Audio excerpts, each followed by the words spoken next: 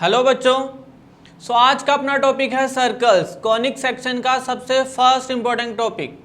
देखिए इस टॉपिक से अगर मैं नंबर ऑफ क्वेश्चंस की बात करूं तो एक क्वेश्चन तो डेफिनेटली पूछा जाता है, बट ये इनडायरेक्टली अदर कॉनिक सेक्शंस में हमेशा यूज होता है। कई बार मिक्स क्वेश्चन भी पूछे जाते हैं, जैसे पैराबोला और सर्कल आ गया, इलिप्स और सर्कल आ गया, ठीक है। तो ऐसे ओवरऑल वेटेज तो अच्छा है, but purely based on circle only एक क्वेश्चन पूछा जाता है। ये कई बार कुछ एग्जाम में देखा गया 2 क्वेश्चन भी बन रहे हैं, ठीक है, but 1 question is definitely they will ask. तो स्टार्ट करते हैं सर्कल्स। देखिए यहाँ बहुत ही अच्छे अच्छे कॉन्सेप्ट अपने पास में, 1 बाय 1 सारे रिवाइज करेंगे, डेरिवेशन पार्ट पे मैं नहीं जा रहा हूँ, ठीक है। तो स्टार्ट करते हैं सर्कल। सबसे पहले यहाँ बात करते हैं इक्वेशंस की, कि डिफरेंट फॉर्म्स में कौन कौन सी इक्वेशंस होती हैं अपने पास में। सबसे पहले मैं जनरल इक्वेशन की बात करूं तो वो क्या होती है, कोई भी सेकंड डिग्री इक्वेशन कब सर्कल रिप्रेजेंट करेगी, ठीक है। तो जनरल इक्वेशन होती है यहाँ पे x square plus Y square plus 2gx plus 2fy plus c equal to 0। Means second degree equation में अगर a इक्वल टू b हो और h 0 हो तो वो रिप्रेजेंट करेगी equation of a circle. h 0 means x y की term नहीं होनी चाहिए और a और b का कोफिशिएंट सेम होना चाहिए, ठीक है। सो this is the general equation of a circle. अब जब भी सर्कल की इक्वेशन अपने पास में होती है, सबसे इंपॉर्टेंट होता है कि उसका सेंटर और रेडियस पता होना चाहिए हमको, क्योंकि जब भी क्वेश्चन बनता है सेंटर और रेडियस से रिलेटेड ही बनता है। तो यहाँ पे सेंटर क्या बन रहा है, सेंटर होता है यहाँ पे -g एंड -f, और रेडियस क्या होती है, रेडियस होती है यहाँ √g² plus f square minus c, ठीक है। तो सेंटर कैसे फाइंड करेंगे, -½ of coefficient of x minus ½ of coefficient of y -g -f, ठीक है। और रेडियस होगी g² plus f square minus that constant term, ठीक है। अगर ये नेगेटिव है तो ये प्लस बन जाएगा, तो अगर c पॉजिटिव है तो ऐसे ही रहेगा, ठीक है।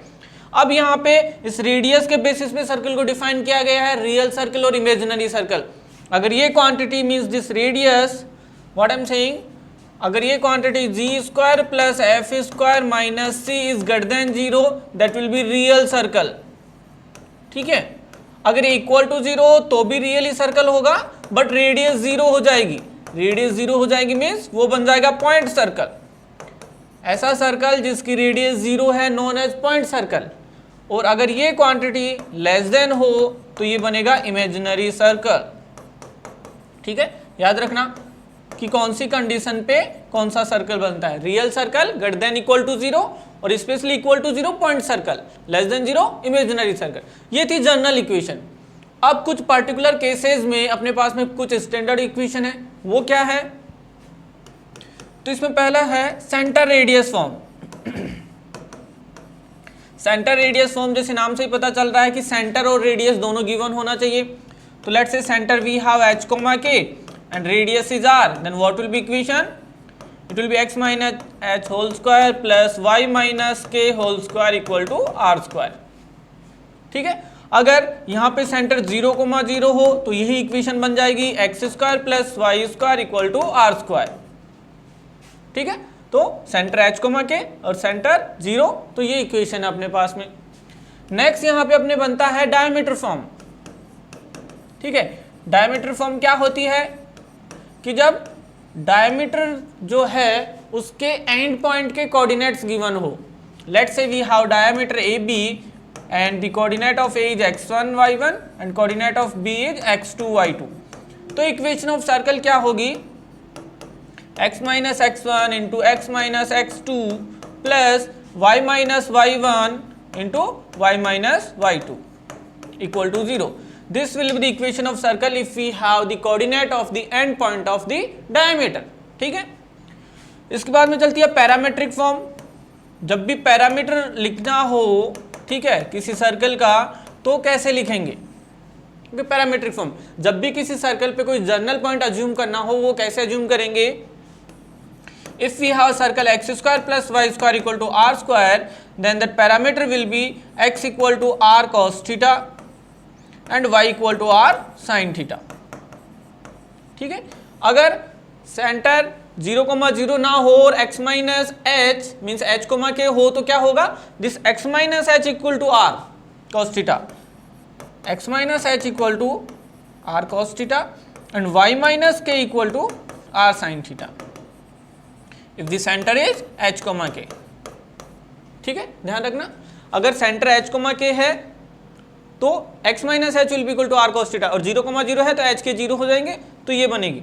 तो इस केस में ऐसे लेंगे, x will be h plus r cos theta, y will be k plus r sine theta. ठीक है, जब भी सर्कल पे कोई जनरल पॉइंट अज्यूम करना हो तो ये ही अज्यूम करेंगे और ये चीज काम में आएगी जब भी लोकस से रिलेटेड क्वेश्चन पूछेगा। ठीक है, क्योंकि साइन थीटा और कॉस थीटा से इजीली लोकस फाइंड कर सकते हैं। ओके, इसके बाद में आगे चलते हैं, equation of a circle passing through 3 non collinear points. 3 non collinear point से पास करने वाले सर्कल की इक्वेशन कैसे लिखते हैं। तो let's suppose these points are x1 y1। देखिए यहाँ 2 से 3 मेथड हैं, x2 y2 and x3 y3।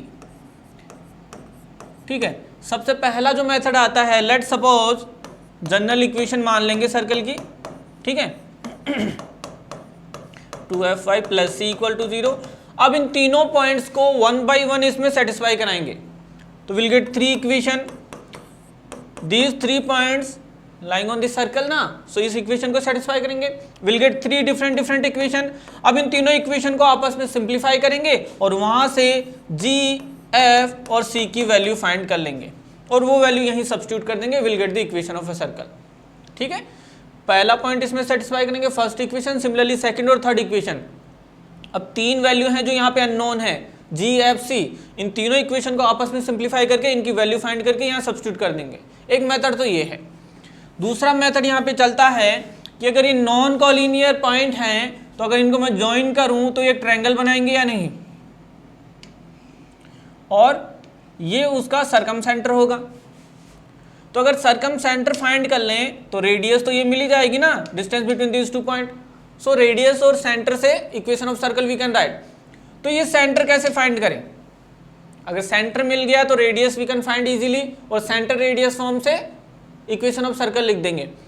अब आता है कि ये कैसे फाइंड करें, तो देखिए सर्कम सेंटर होता क्या है, it's a centre, distance from these coordinate will be always equal, vertex से डिस्टेंस हमेशा इक्वल होगी और वो होगी इक्वल रेडियस के ना।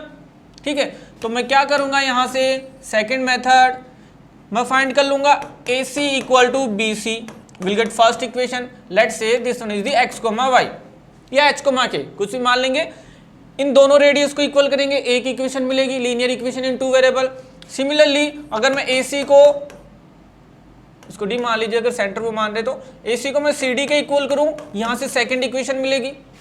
ठीक है, अगर ये 2 इक्वेशन मिल गई, इन दोनों को आपस में सिंप्लीफाई करूंगा तो सेंटर के कोऑर्डिनेट मिल जाएंगे या नहीं मिलेंगे, और अगर सेंटर के कोऑर्डिनेट मिल गए तो रेडियस डिस्टेंस फॉर्मूला से इजीली फाइंड कर लूंगा और वहां से इक्वेशन ऑफ सर्कल मिल जाएगी। ठीक है, एक मेथड ये है। नेक्स्ट मेथड यहां पे होता है कि सेंटर और कौन से मेथड से फाइंड कर सकते हैं। ठीक है, तो सर्कम सेंटर होता है क्या basically, it's intersection point of what, perpendicular bisector of side. तो इसका परपेंडिकुलर बाइसेक्टर फाइंड कर लेंगे और किसी एक और साइड का परपेंडिकुलर बाइसेक्टर फाइंड कर लेंगे, उन दोनों का इंटरसेक्शन पॉइंट सेंटर मिल जाएगा। ठीक है, और परपेंडिकुलर बाइसेक्टर कैसे फाइंड करेंगे, इन दोनों के कोऑर्डिनेट हैं, मिड पॉइंट फाइंड करेंगे और परपेंडिकुलर स्लोप, सिमिलरली यहाँ तो इसका इंटरसेक्शन पॉइंट सेंटर मिल जाएगा। फिर सेंटर रेडियस फॉर्म से अगेन वी कैन राइट। सो इस पर्टिकुलर केस में अपने पास में 2 से 3 मेथड है, आप कोई सा भी अप्लाई कर सकते हो। ठीक है, तो equation of a circle passing through 3 non collinear point we can write like that. Is it okay? आगे बढ़ते हैं। अब यहाँ पे आता है कि अपने पास में कोई जनरल सर्कल है और वो एक्स एक्सिस पे कोई इंटरसेप्ट बना रहा है। ठीक है, we have a circle x square plus Y square plus 2gx plus 2fy plus c equal to 0, then what will be the length of this intercept on X axis. So यहाँ पे direct result है, याद रखना, AB will be twice of root over g square minus c। Similarly अगर y axis पे intercept बनाए तो what will be the length of intercept on y axis, let's say that is the CD, that will be equal to twice of root over f square minus c। Direct ये result use करेंगे। X axis में intercept twice of root over G square minus C, Y X पे twice of root over F square minus C. ठीक है, अब यहाँ पे आता है कि position of a point with respect to circle कैसे फाइंड करेंगे। ठीक है, इसमें डिफरेंट फॉर्म्स में डिफरेंट केसेस कुछ और हैं पर्टिकुलर केस, जैसे एक्स एक्सिस को टच कर रहा है, दोनों वाई और एक्स एक्सिस दोनों को टच कर रहा है, किसी एक को इंटरसेक्ट कर रहा है, दूसरे को टच कर रहा है। ये वाले केस इजी हैं, directly we can find, so I am not going to discuss these all. Next यहाँ पे टॉपिक है अपने पास में position of a point with respect to circle. कैसे बताएंगे कि गिवन पॉइंट है वो सर्कल के अंदर है, बाहर है, या उसके ऊपर लाई कर रहा है। ठीक है, so let's say we have a circle, I am taking general circle, x square plus Y square plus 2zx plus 2fy plus c equal to 0। ठीक है, और पर्टिकुलर कोई पॉइंट P है हैविंग कोऑर्डिनेट x1 y1। अब यहाँ पे s1 find करेंगे। s1 क्या है, ये x1 y1 गिवन इक्वेशन में सब्स्टिट्यूट करेंगे। ठीक है, तो ये होगा यहाँ पे x1 square plus y1 square plus 2z x1 plus 2f y1 plus c।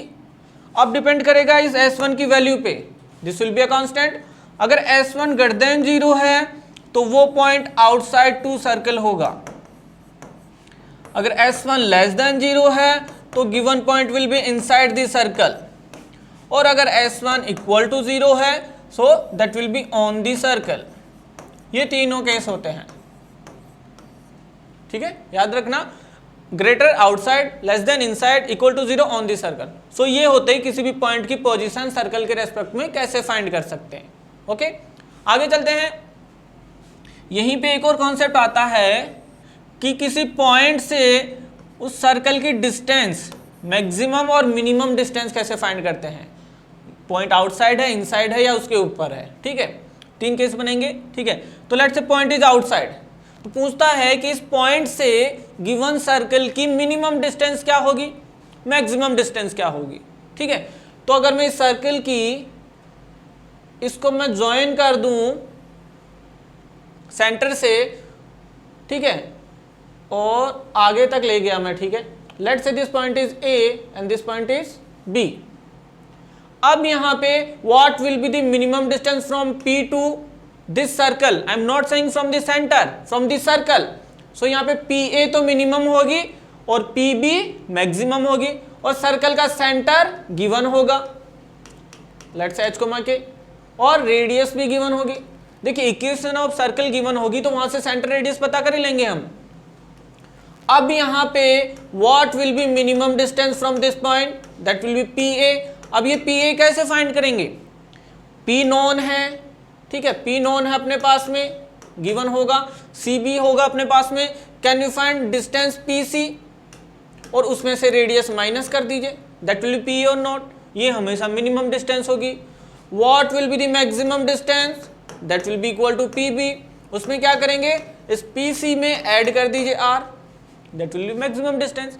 सो किसी पॉइंट से अगर पॉइंट आउटसाइड है, पता कैसे लगाएंगे पॉइंट आउटसाइड है, S1 फाइंड करेंगे, वो ग्रेटर देन 0 या क्वेश्चन में गिवन होगा, तो PC minus R will be minimum, PC plus R will be the maximum.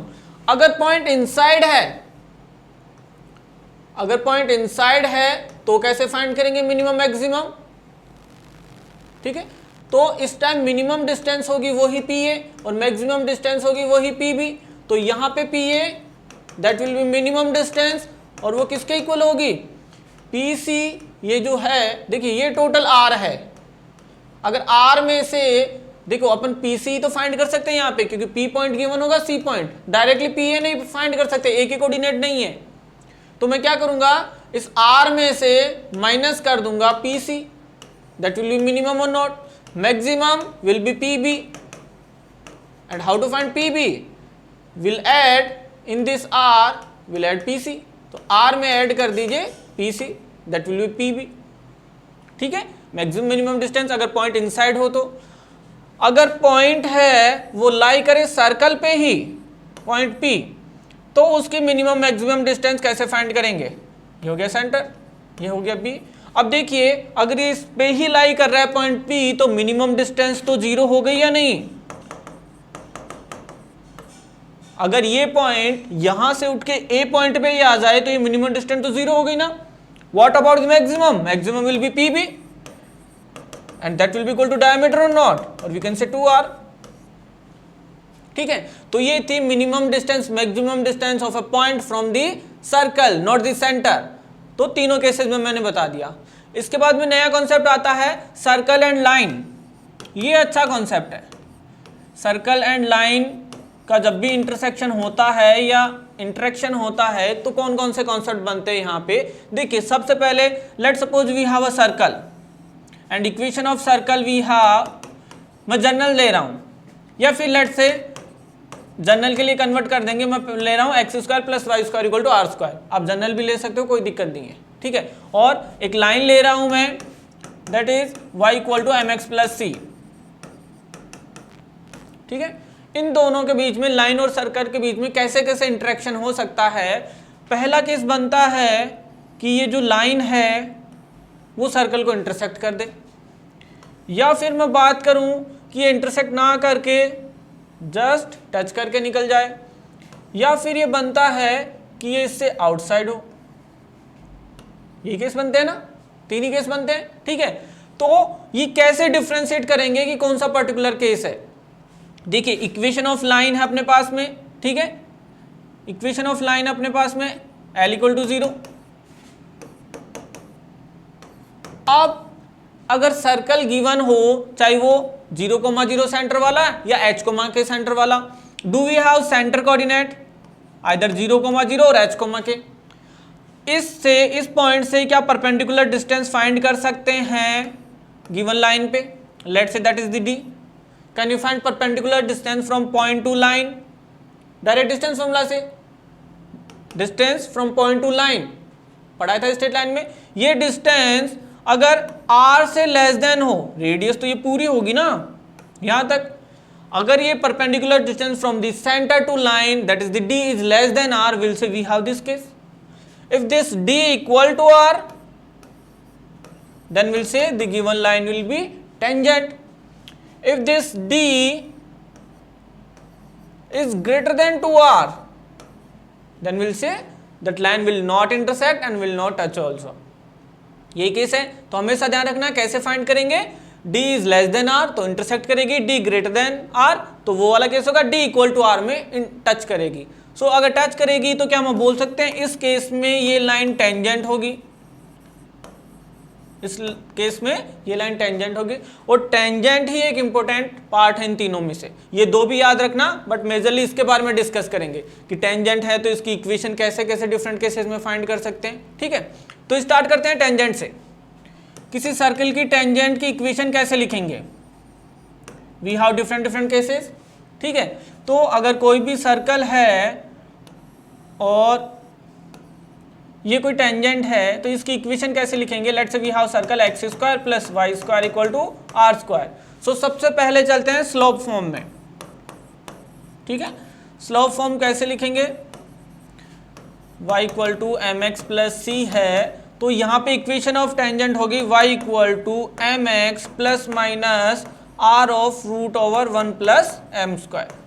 This will be the equation of tangent in slope form. और याद रखना सबसे ज्यादा यही यूज में आती है. ये कंडीशन कहां से आई, d equal to r apply करो, वहां से c की वैल्यू मिल जाएगी. ठीक है, और c की वैल्यू मिल जाएगी, वो c वापस यहां सब्स्टिट्यूट कर दो तो इक्वेशन ऑफ टेंजेंट मिल जाएगी. ओके, सेकंड यहां पे चलती है पॉइंट फॉर्म. पॉइंट फॉर्म का मतलब है पॉइंट ऑफ कॉन्टैक्ट गिवन हो. ठीक है, point of contact given हो means if you have to find equation of a tangent at the point P having coordinate x1 y1, तो ये कैसे फाइंड करेंगे. तो t इक्वल टू 0 अप्लाई कर दो. t इक्वल टू 0 मीन्स यही equation में ले रहा हूं x x1 plus y y1 equal to r square. ठीक है, देखिए t का क्या मतलब है, मैं आपको एक रफली आइडिया दे देता हूं. कंप्लीट कॉनिक सेक्शन में बार बार मैं यूज करूंगा t. t का मतलब क्या है, जो भी सेकंड डिग्री इक्वेशन है उसमें एक्स स्क्वायर को अगर मैं चेंज कर दूं x x1 से, y स्क्वायर y y1 से, okay, x plus x1 y2, y plus y1 y2 and xy x y one plus y x one by two. ठीक है, अगर इन पर्टिकुलर टर्म्स को मैं ऐसे लिखूं जहां पे x1 y1 will be A given fixed point, तो जो भी कन्वर्ट होगा अपना सेकंड डिग्री उसको हमेशा मैं t बोलूंगा, t इक्वल टू 0 या t इक्वल टू कॉन्स्टेंट जो भी आएगा। ठीक है, तो याद रखना जनरल इक्वेशन को t में कैसे कन्वर्ट करेंगे, इन टर्म्स को ऐसे रिड्यूस कर देंगे।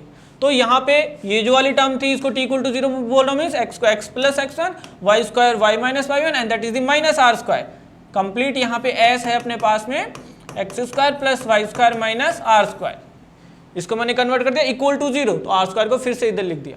तो याद रखना जब भी पॉइंट ऑफ कांटेक्ट गिवन हो तो equation of tangent t equal to 0 से डायरेक्ट। अब इस पॉइंट ऑफ कांटेक्ट की जगह पैरामेट्रिक फॉर्म दे दे, means r cos theta r sin theta, तो x1 y1 को रिप्लेस कर देंगे r cos theta r sin theta से, तो इक्वेशन बन जाएगी 1r कैंसिल आउट हो जाएगा, तो rx r तो कैंसिल आउट हो गया, so it will be x cos theta plus y sin theta equal to r, ये parametric form.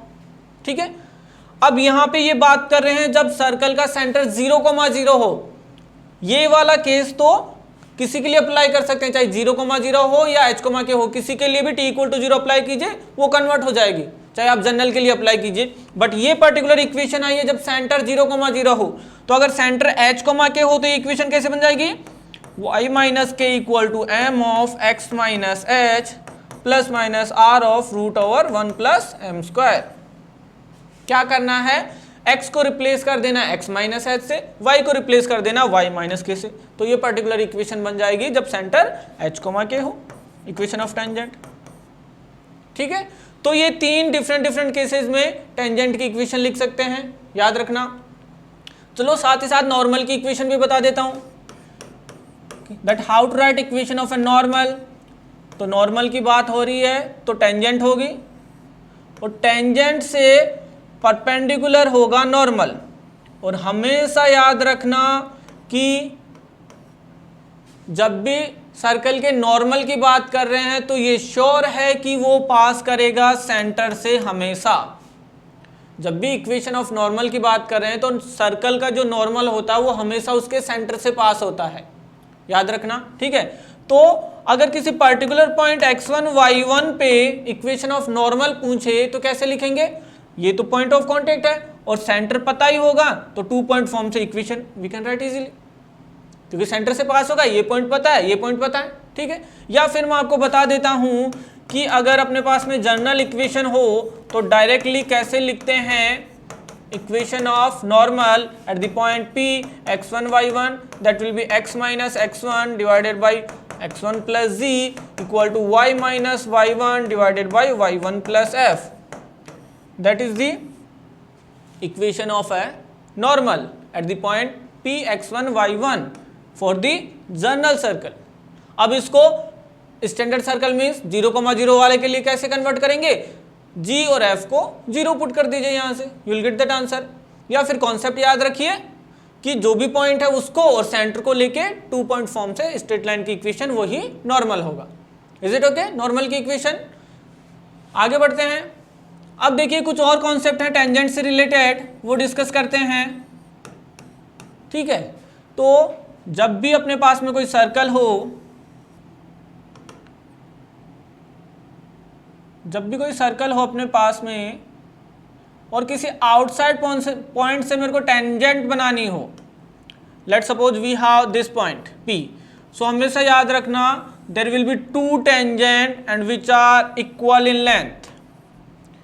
If point P is given x1 y1 and we have to draw the tangent PA and PB, then first thing always remember that PA equal to PB, length of tangent will be हमेशा equal होंगे, और ये किसके equal होंगे, that will be root of S1। अब S1 क्या है, अगर S कोई सर्कल है, जनरल सर्कल ले लेता हूं, चलिए मैं x square plus Y square plus 2gx plus 2fy plus c, तो यहाँ पे S1 होगा, ये पर्टिकुलर पॉइंट इस S में सब्स्टिट्यूट कर दीजिए, means x1 square plus y1 square plus 2gx1 plus 2fy1 plus c, ये होगा S1। तो जब भी लेंथ ऑफ टेंजेंट फाइंड करनी है तो that will be always root S1, let's say I am saying that is equal to L। So length of tangent L will be equal to root S1, और S1 कैसे, given point को उस given circle की equation में satisfy करवा दीजिए, ठीक है। तो ये तो आ गई कि दो टेंजेंट होगी, ठीक है। अगर मैं यहाँ बात करूँ कि कहीं सेंटर है, तो जानते हैं हम कि रेडियस और सेंटर हमेशा एक दूसरे के परपेंडिकुलर होती है, और let's say the radius is given capital R। अब यहाँ से 3 से 4 अच्छे कॉन्सेप्ट निकल के आते हैं, वो क्या हैं वन बाय वन डिस्कस करेंगे। सबसे पहला क्वेश्चन होता है कि बाहर किसी पॉइंट से अगर मैं टेंजेंट फाइंड करूं, ठीक है, टेंजेंट ड्रॉ करूं, तो उनके बीच में एंगल कितना होगा, what will be the angle between pair of tangent, ठीक है। तो वो एंगल फाइंड करने के लिए अगर मैं सबसे पहले सेंटर को इससे ज्वाइन कर दूं, तो हमेशा याद रखना ये दोनों एंगल हमेशा इक्वल होंगे। सिमेट्री से आप जा सकते हो, okay, these two triangle are congruent, so alpha alpha, ठीक है, क्योंकि ये इक्वल है, ये 90 है, रेडियस इक्वल है, कोई सा भी कॉन्ग्रुएंस अप्लाई कर लीजिए। अब ये मेरे को फाइंड करना है इन दोनों के बीच में एंगल क्या होगा। तो सबसे पहले देखिए, अगर इस ट्रायंगल PAC में मेरे को अगर मैं अप्लाई करूं आपको, what will B tan alpha, what will B tan alpha here, so tan alpha will be R by L, यही तो होगा, R by L। मेरे को फाइंड करना है total angle, so what will B tan 2 alpha, tan 2 theta will be 2 tan A divided by 1 minus tan square A, R square by L square, ये तो चलेगा tan 2 थीटा। देखिए या तो डायरेक्ट फॉर्मूला याद रखिए एंगल का, क्या फॉर्मूला, या फिर अगर आप भूल जाते हो तो फटाफट डेराइव कर सकते हो। So what will B tan 2 alpha from here, tan 2 alpha will be, that will be L square minus R square, so it will be 2RL divided by L square minus R square. This is the angle between two pair of tangent. Pair of tangent के बीच में ये वाला angle आएगा, देखिए L square और L ऊपर गया, एक L cancel out. So first concept यही होता है, what will be angle between pair of tangent. So angle मिल गया। इसके बाद में सेकंड कॉन्सेप्ट यहाँ पे चलता है कि ये जो ट्रायंगल बना PAB, अगर मैं बात करूं इस ट्रायंगल PAB की, तो सबसे पहले ये AB क्या है, यहाँ पे AB को क्या बोलते हैं उसके बारे में थोड़ा डिस्कस कर लेते हैं। सबसे पहले अगर मैं AB की बात करूं तो AB को बोलते हैं chord of contact, chord of contact, और इसकी इक्वेशन मिलती है t इक्वल टू 0 से, okay. This AB is known as chord of contact, equation हमेशा मिलेगी t इक्वल टू 0 से। और ये जो पेयर ऑफ स्ट्रेट लाइन है इसकी इक्वेशन मिलती है t square equal to s into S1 से, okay. Pair of tangent t square equal to s into S1, chord of contact t equal to 0। अब यहाँ पे कॉन्सेप्ट आता है एक कि ये जो AB बनी और ये जो ट्रायंगल PAB बनी उसका एरिया क्या होगा, what will be the area of triangle PAB। इसका भी डायरेक्ट फॉर्मूला है, ठीक है। अगर भूल जाते हो तो कैसे ड्राइव करेंगे, PAB के, देखिए अगर ये पूरा एंगल पता है तो हाफ AB साइन थीटा से निकाल सकते हैं। तो क्या मैं इसको बोल सकता हूं half L into L sine theta sine 2 alpha, so that will be half L square. अब देखिए tan थीटा मेरे को पता है, तो साइन 2 थीटा tan थीटा की टर्म में 2 tan A divided by 1 plus tan square A, R square by L square. तो L square plus R square ये कैंसिल आउट हो जाएगा, 2 से 2 गया, ठीक है, एक L कैंसिल आउट हो जाएगा, so it will be R L cube divided by L square plus R square, okay, R L cube divided by L square plus R square, that will be area. So याद रखना जो triangle बनेगा, कौन से triangle की बात कर रहे हैं, chord of contact and pair of tangent के बीच वाला ट्रायंगल, उसका एरिया हमेशा ये होगा। अब आता है यहाँ पे सेकंड कॉन्सेप्ट कि जो कॉर्ड ऑफ कॉन्टैक्ट बनी उसकी लेंथ क्या होती है। तो देखिए सेंटर से किसी भी कॉर्ड पे हमेशा जो परपेंडिकुलर होता है वो उसको बाइसेक्ट करता है, तो let's say this point is M, सो ये जो AB होगी ये ट्वाइस ऑफ AM होगी। अब देखिए मैं इस ट्रायंगल की बात करूं, ये एंगल अल्फा है, ये एंगल 90 है, तो ये एंगल कितना हो गया, मैं बात कर रहा हूं APC की, 90 माइनस अल्फा हुआ। तो इस ट्रायंगल में अगर मैं अप्लाई करूं sine theta, what will be sine 90 minus alpha, तो sine theta will be AM divided by R, AM divided by R। तो यहां से AM क्या आ गया, AM आ गया R ऑफ cos alpha. तो what will be AB?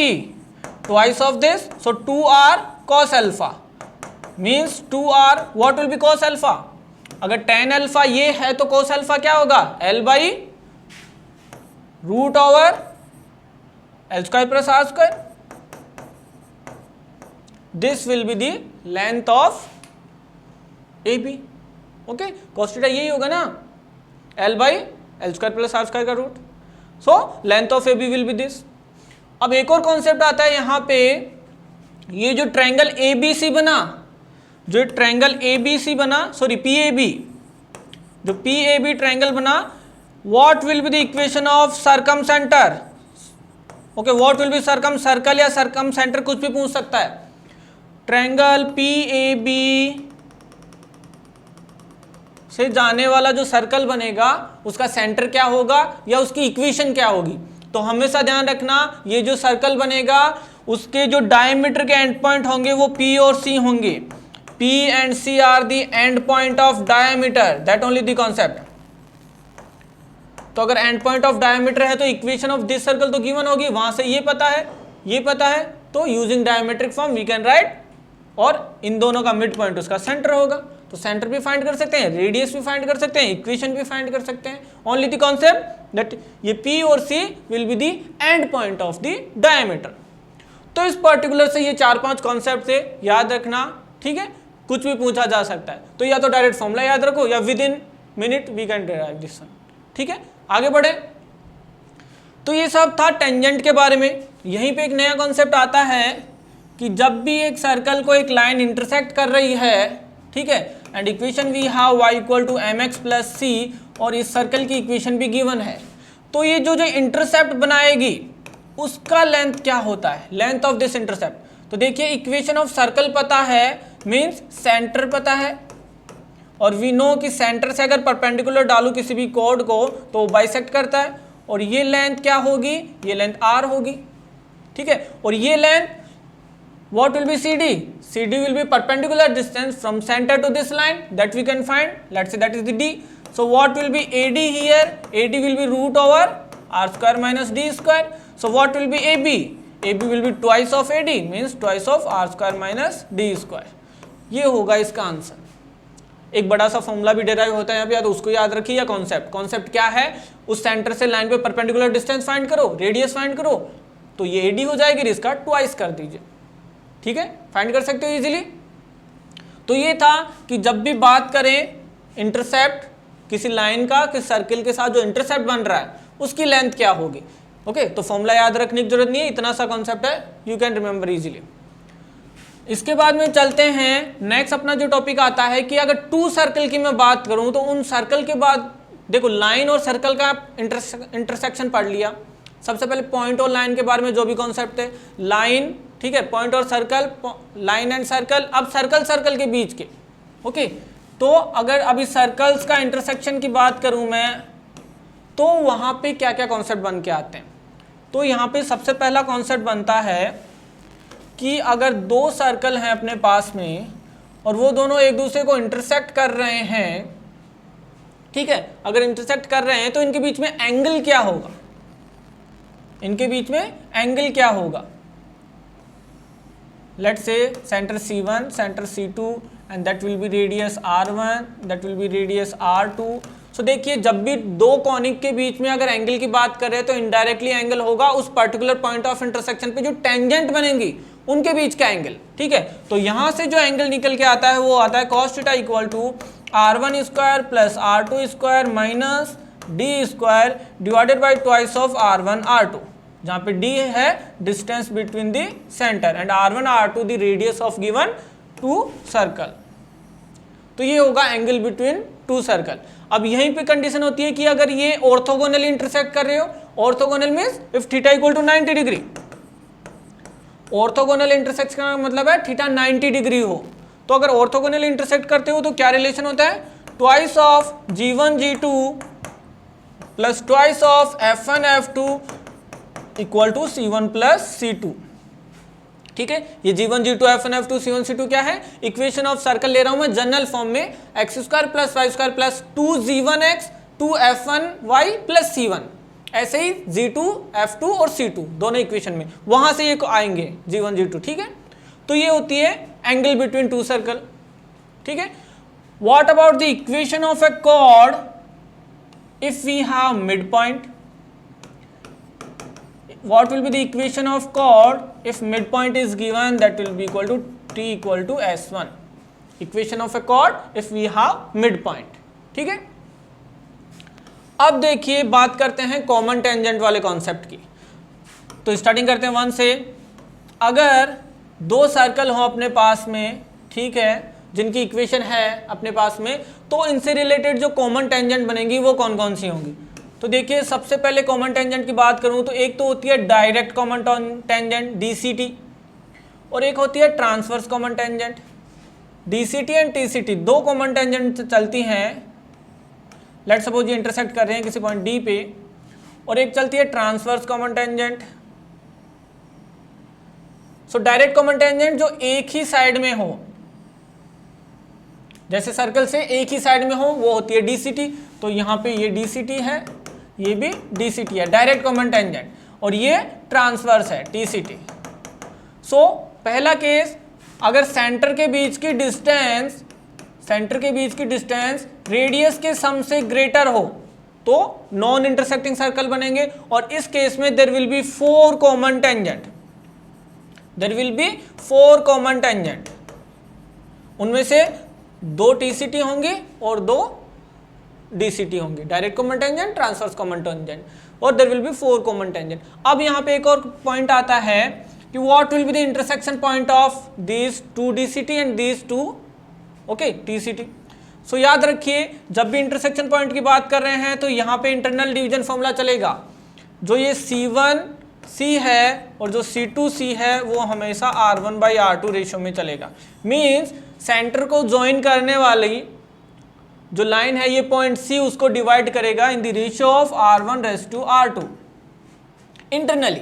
So point C कैसे find करेंगे? C1 C2 के कोऑर्डिनेट होंगे, C के कोऑर्डिनेट फाइंड करने तो R1/R2 रेशियो में डिवाइड कर दीजिए इंटरनली। सिमिलरली D के लिए ये होगा external division, okay, C1D/C2D that will be same in the ratio of R1/R2, but ये होगा एक्सटर्नल डिवीजन, ओके, और यहाँ पे चलता है इंटरनल डिवीजन। वही है कि ये रेडियस के रेशियो में डिवाइड करेगा, इंटरसेक्शन पॉइंट रेडियस के रेशियो में डिवाइड करेगा, यहाँ भी वहाँ यहाँ इंटरनल डिवीजन होगा, वहाँ एक्सटर्नल डिवीजन होगा, ठीक है। इतनी बात समझ में आई।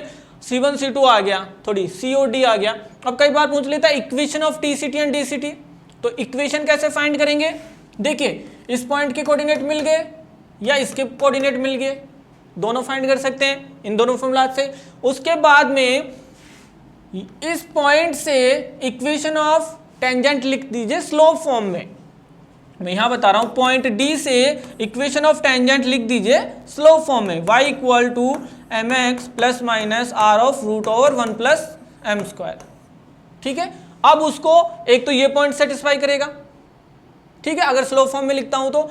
और क्या इस सेंटर से इस पे जो परपेंडिकुलर डिस्टेंस डालेंगे वो डिस्टेंस क्या रेडियस के इक्वल नहीं होगी? तो दोनों इस लाइन के लिए सेंटर से परपेंडिकुलर डिस्टेंस रेडियस के इक्वल करेंगे तो वहां से m की वैल्यू मिल जाएगी और इक्वेशन ऑफ टेंजेंट मिल जाएगी। कॉन्सेप्ट समझ में आ रहा है? D पॉइंट मिल गया, उस पॉइंट को अज्यूम करते हुए let's say slope is m। So point slope form से अगर ये भी अज्यूम नहीं करते हो आप तो क्या करिए, पॉइंट है स्लोप m मान लीजिए, पॉइंट स्लोप फॉर्म को यूज करते हुए इक्वेशन ऑफ ए लाइन लिखिए और उस पर ये कंडीशन अप्लाई कर दीजिए कि परपेंडिकुलर डिस्टेंस रेडियस के इक्वल होगी, वहां से 2m की वैल्यू मिलेंगी तो दोनों इक्वेशन आ जाएंगी। बात समझ में आई? ठीक है। या फिर अप्लाई कर दीजिए इस पर्टिकुलर के लिए t² = s × s1। Same concept यहां अप्लाई कीजिए। नेक्स्ट आता है यहाँ पे what will be the length of TCT and DCT। Equation की बात हो गई, लेंथ भी कई बार पूछता है। तो अगर मैं लेंथ बात करूं DCT की, सो वो होगी distance between center whole square minus R1 minus R2 whole square. और what will be the length of TCT? That will be C1 C2 whole square means distance between center minus R1 plus R2 whole square, ठीक है। Length of DCT and TCT इन formula से directly calculate कर सकते हैं। These all about the if two circles are non intersecting। इसमें second case बनता है, अब ये सब डिस्कस नहीं कर रहा, डायरेक्टली कॉमन टेंजेंट की बात करेंगे। सेकंड केस बनता है अगर टू सर्कल एक दूसरे को टच कर रहे हैं, तो इसका मतलब है C1 C2 will be equal to R1 plus R2। अगर ये केस आ रहा है तो बोलेंगे two circles are touching each other. इस time number of common tangent will be 3, there will be 3 number of common tangent. तो इनकी तो इक्वेशन फाइंड कर सकते हैं, इसकी equation S1 minus S2 equal to 0 से, जहाँ पे S1 equal to 0 first circle है, S2 equal to 0 second circle है। Number of common tangent 3, equation of this common tangent, और ये जो DCT है इनकी इक्वेशन मैंने बता दी कैसे फाइंड करेंगे। नेक्स्ट केस क्या चलता है इसमें, अगर इंटरसेक्टिंग हो ये दोनों, इंटरसेक्टिंग हो मीन्स जो डिस्टेंस बिटवीन सेंटर है वो लेस देन हो R1 प्लस R2 से, but that should be greater of R1 minus R2, इससे ग्रेटर हो इससे लेस, तो इंटरसेक्ट करेंगे। इस केस में अपने पास में केवल 2 टेंजेंट बनेंगी, ओनली 2 कॉमन टेंजेंट बनेंगी और दोनों DCT होंगी। So there will be 2 common tangent, okay. और यहां पे एक कॉमन कोड बनेगी, उसकी equation S1 minus S2 equal to 0। So एक तो कॉमन कोड बनेगी और 2 DCT बनेंगी। सो कॉमन टेंजेंट पूछे तो 2 ही, और इसकी equation S1 minus S2 equal to 0। Next case चलता है कि जो सेकंड वाला सर्कल है वो इनसाइड से टच कर रहा हो, टचिंग इंटरनली। इस केस में जो C1 C2 है that will be equal to R1 minus R2, और कॉमन टेंजेंट होगी केवल एक, और उसकी equation S1 minus S2 equal to 0 से वी कैन राइट। अगर ये अंदर ही लाई करे तो ये वाला केस में क्या होता है, C1 C2 should be less than mod of R1 minus R2। इस वाले केस में there will be 0 common tangent, okay, there will be no common tangent. बात समझ में आई। सारे केसेस में number of common tangent, common कोड, कॉमन टेंजेंट की इक्वेशन, लेंथ, सब कुछ। Is it okay? ये सब था कॉमन टेंजेंट के बारे में। अब चलते हैं family of circle. What about the family of circles? इसमें भी 3-4 अच्छे केस बनते हैं। पहले मैं बात कर रहा हूँ फैमिली ऑफ सर्कल की।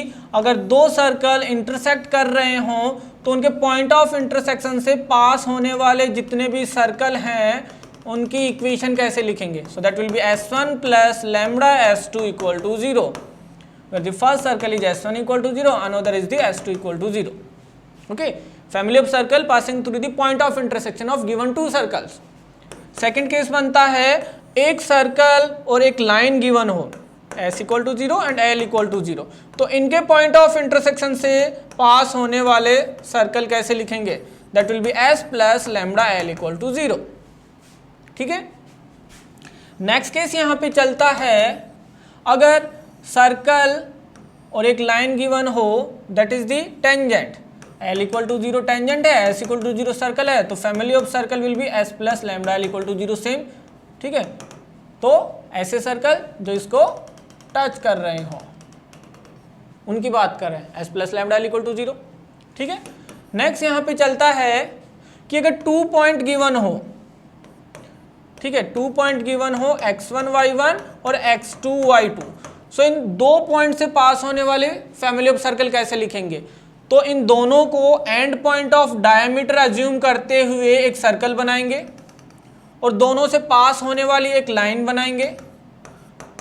ठीक है, और S plus lambda L apply कर देंगे। तो मस्त क्या कंडीशन है यहाँ पे, इनको एंड पॉइंट ऑफ डायमीटर मानते हुए तो सर्कल बनाएंगे। Means x minus x1 x minus x2 plus y minus y1 y minus y2 plus lambda L, और L कैसे लिखेंगे? Equation of a line passing through these 2 point equal to 0। ये होगी family of circle passing through these 2 point. End point of diameter मान के S बनाएंगे और passing through these 2 point L बनाएंगे और S plus lambda L equal to 0। ठीक है। इसमें लास्ट केस आता है family of circle that is touching a line at the given point. We have a line और फैमिली ऑफ सर्कल जो इसको इसी पर्टिकुलर पॉइंट x1 y1 पे टच करे वो फैमिली ऑफ सर्कल कैसे बनाएंगे? ठीक है, तो उसके लिए इस पॉइंट को x1 y1 पे एक पॉइंट सर्कल बनाएंगे और S plus lambda L apply कर देंगे। ठीक है, अप्लाई करेंगे S plus lambda L equal to 0, but यहाँ पे S क्या होगा? S will be the point circle, means what will be the S here? x minus x1 whole square plus y minus y1 whole square, radius 0 होगी। तो इस point को point circle मानते हुए s plus lambda L apply कर देंगे और s हो गया यहाँ पे l, तो ये इक्वेशन ऑफ टेंजेंट होगी। This is all about the family of circle. ठीक है, याद रखना। नेक्स्ट चलते हैं रेडिकल एक्सिस। रेडिकल एक्सिस से मतलब क्या है? बेसिकली रेडिकल एक्सिस ये है कि let suppose we have two circle और locus of point from where if I draw the tangent to the given these two circle, then this length of tangent should be equal for the two circle। बात समझ में आई? किन्हीं point से अगर मैं tangent draw करूं अगर to circle पे, ठीक है, और लेंथ ऑफ टेंजेंट सेम है, तो उन पॉइंट का जो लोकस आएगा वो होगा radical axis. Okay, point locus of the point from where if you draw the tangent to the given two circle, then length of tangent should be equal। Equation कैसे होती है? s1 minus s2 equal to 0, s1 equal to 0, s2 equal to 0। तो radical axis will be s1 minus s2 equal to 0, चाहे circle non intersecting हो, चाहे intersecting हो, या touching each other हो। तो अगर एक दूसरे को टच कर रहे हैं तो ये रेडिकल एक्सिस ही कॉमन टेंजेंट बन जाएगी। अगर एक दूसरे को इंटरसेक्ट कर रहे हैं तो जो कॉमन कॉर्ड थी वो कॉमन कॉर्ड ही क्या बन जाएगी? रेडिकल एक्सिस बन जाएगी। ठीक है, इक्वेशन वही होगी s1 minus s2 equal to 0। अब रेडिकल एक्सिस से रिलेटेड कुछ प्रॉपर्टीज हैं, वो क्या प्रॉपर्टीज हैं?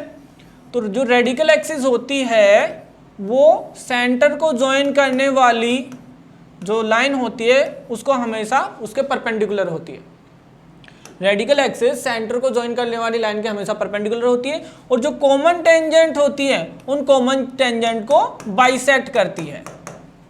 कॉमन टेंजेंट को बाइसेक्ट करती है और सेंटर से ज्वाइन करने वाली लाइन के परपेंडिकुलर होती है।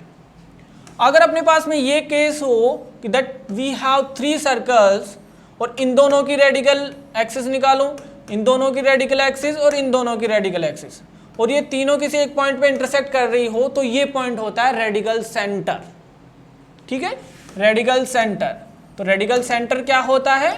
If we have three circle and radical axis of two circle taken at a time will intersect at a point, so that point will be radical center। और इस centre को centre लेते हुए मैं एक सर्कल बनाऊं जो सर्कल इन तीनों सर्कल के ऑर्थोगोनल हो, मतलब ये सर्कल इन तीनों सर्कल को ऑर्थोगोनल इंटरसेक्ट करे, तो इस ये जो सेंटर बनेगा वो होगा रेडिकल सेंटर और ये होगा रेडिकल सर्कल, और इसकी रेडियस होगी length of tangent from this to any one, length of tangent from this center to any circle, that will be the radius of this circle, और ये जो सेंटर है radical centre that will be center of this circle। कौन से circle की बात कर रहा हूं? जो इन तीनों सर्कल को ऑर्थोगोनली इंटरसेक्ट करे, वो सर्कल अगर पूछ रहा है तो radical centre will be centre and radius will be from here to length of tangent to any circle. Is it okay? ये था रेडिकल सेंटर। इसके बाद में आता है system of coaxial, coaxial circle का सिस्टम। ओके, इसका मतलब क्या है कि अगर फैमिली ऑफ सर्कल में मैं बात कर रहा हूं, उस फैमिली ऑफ सर्कल में अगर मैं कोई एक पेयर लूं और उस पेयर की रेडिकल एक्सिस सेम हो, ठीक है, मींस अगर फैमिली ऑफ सर्कल में से कोई भी पेयर उठाऊं, एक पेयर उसकी रेडिकल एक्सिस ये मिली, अब कोई दूसरा पेयर उठाऊं उसकी रेडिकल एक्सिस भी ये सेम मिल रही है, मींस जितने भी पेयर हैं उन सबकी रेडिकल एक्सिस अगर मेरे को सेम मिल रही है तो वो पर्टिकुलर सिस्टम होता है coaxial system, system of coaxial circle. System of coaxial circle क्या होता है कि कोई फैमिली ऑफ सर्कल में सभी पेयर की radical axis should be identical, और उसकी इक्वेशन कैसे लिखेंगे? s1 plus lambda s2 equal to 0, that will be mean same family of circle से ही लिखेंगे। फैमिली ऑफ सर्कल की इक्वेशन और कोएक्सियल सिस्टम सेम ही होगा, बट डिफाइन कैसे करेंगे कि every pair should have same radical axis. ठीक है, वो होगा सिस्टम ऑफ कोएक्सियल सर्कल। और जो लास्ट टॉपिक आता है यहाँ पे वो होता है लिमिटिंग पॉइंट। ठीक है, लिमिटिंग पॉइंट। लिमिटिंग पॉइंट से क्या मतलब है? इस कोएक्सियल सिस्टम में, ठीक है, इस कोएक्सियल सिस्टम में अगर मैं कोई एक सर्कल उठाऊं जिसकी रेडियस 0 है, means point circle, coaxial system में से अगर कोई पॉइंट सर्कल मैं लेता हूं तो उस पॉइंट सर्कल के जो सेंटर के कोऑर्डिनेट हैं वो लिमिटिंग पॉइंट होते हैं। The coordinate of the centre of a point circle from this coaxial system known as limiting point. बात समझ में आ रही है?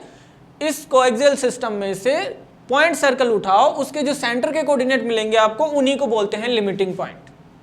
ओके, अच्छा चलो इतना ही सब हो गया। तो एक चीज और बता दीजिए, अगर किसी सर्कल की आपको किसी लाइन में इमेज फाइंड करनी पड़े, वो कैसे फाइंड करेंगे? Image of a circle with respect to a line. देखिए, अगर सर्कल ये है तो इसकी इमेज कुछ ऐसी बनेगी। मेरे को बताइए, क्या रेडियस चेंज होगी? यहाँ पे रेडियस तो चेंज होगी ही नहीं, तो चेंज क्या होगा? Only centre coordinate. तो यहाँ पे सी है तो सी डैश है, तो इनडायरेक्टली करना क्या है? इमेज ऑफ सर्कल पूछ रहा है तो केवल सेंटर की इमेज फाइंड कर लीजिए, radius will be same and we can write equation. और सेंटर मींस ये तो पॉइंट है, पॉइंट की इमेज कैसे फाइंड करते हैं लाइन में? Already we know. Okay, so this is all about this circles and उससे रिलेटेड जो डिफरेंट कॉन्सेप्ट है, सब कुछ ऑलमोस्ट कवर कर लिया है मैंने। नेक्स्ट लेक्चर में मिलते हैं PYQ लेके।